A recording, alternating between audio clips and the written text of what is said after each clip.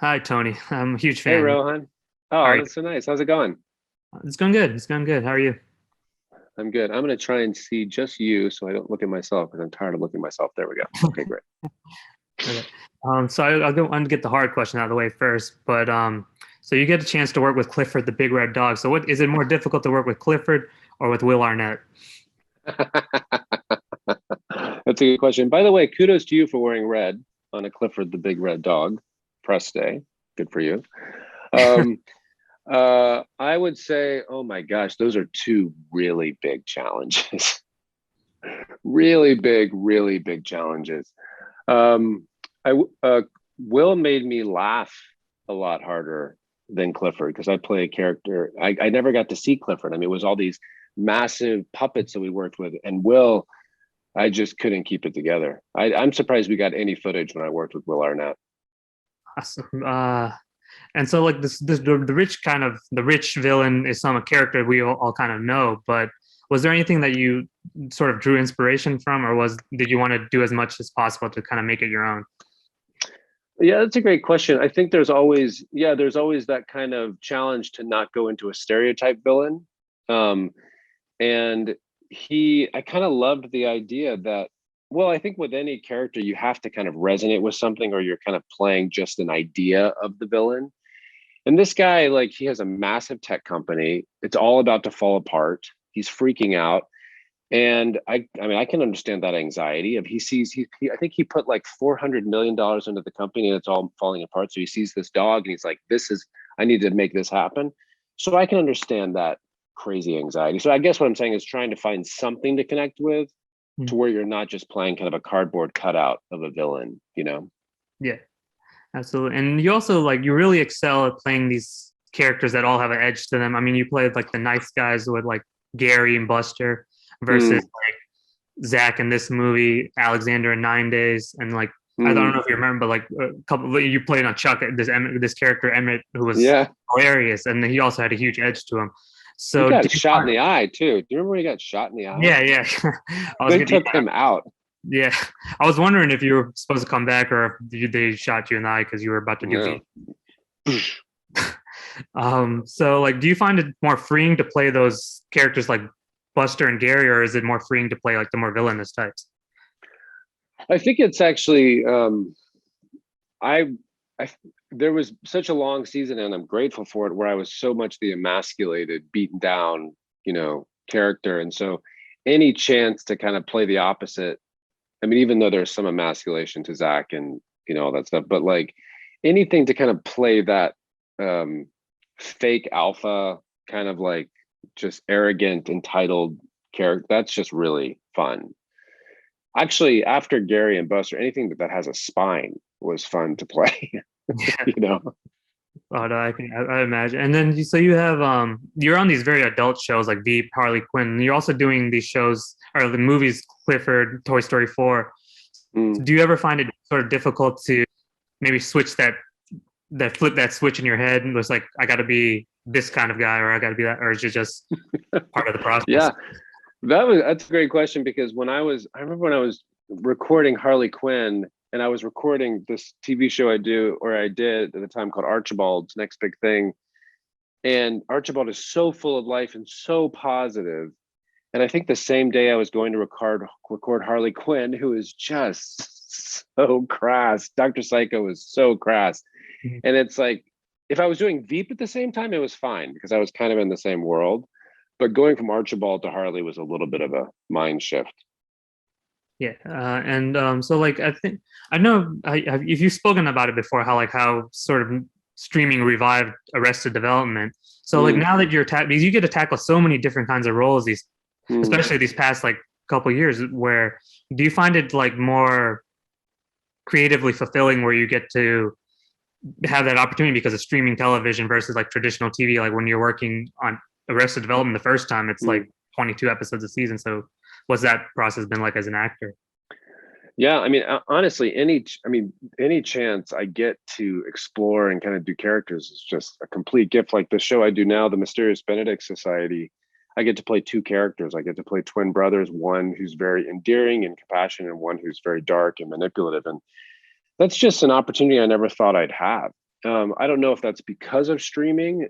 A lot of it probably has to do is there's a lot more variety, so you can have a lot more choices. But just the fact that I get the opportunities is, man, I never ever take that for granted, ever, ever, ever, And so like you've played so many different kinds of characters. You continue to play like every character is different from the other outside the voice.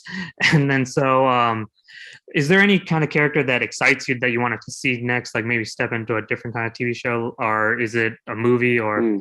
maybe even like scares you a little bit? Yeah, I mean, there's definitely like there's this movie that came out now called Being the Ricardos, Mm.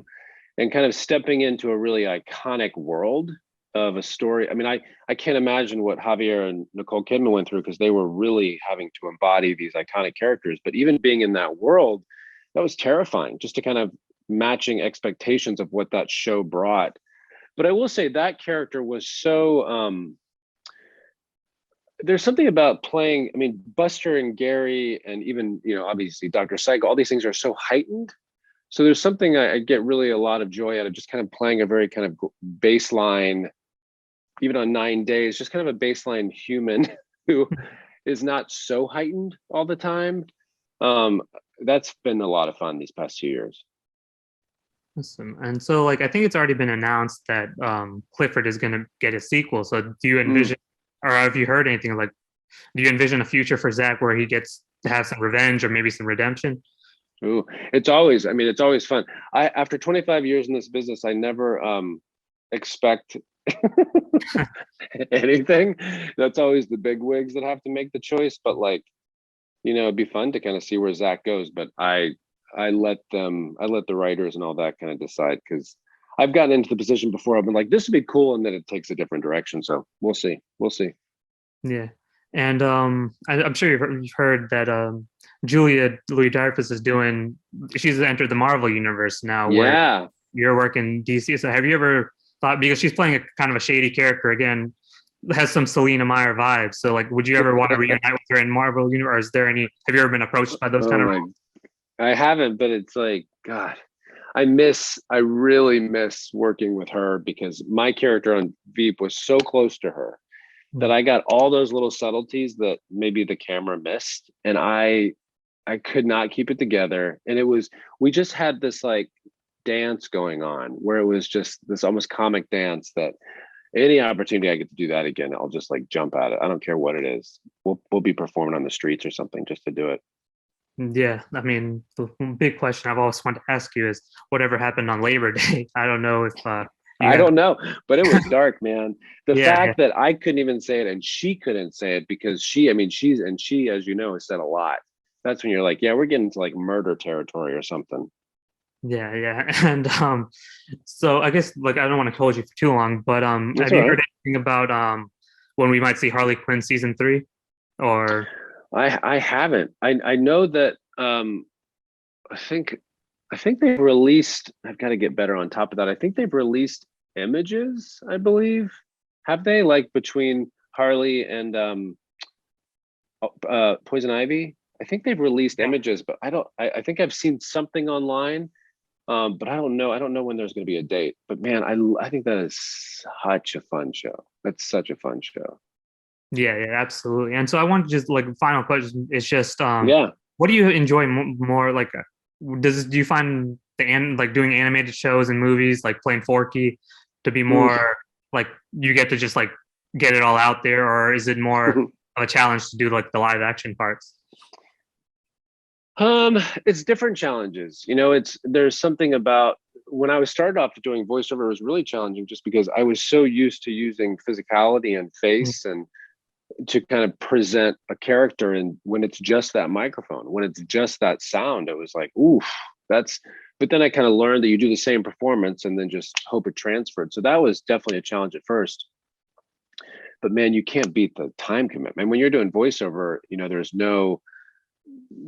there's no hair and all that kind of stuff. The pre-production and the time commitment's so great. But then there's a whole other thing of like live action, that just to be able to bring your whole self and to kind of see what a costume and all that stuff does, and hair and makeup, and that's just like you're a kid again. So they both have challenges, but they're both pretty amazing.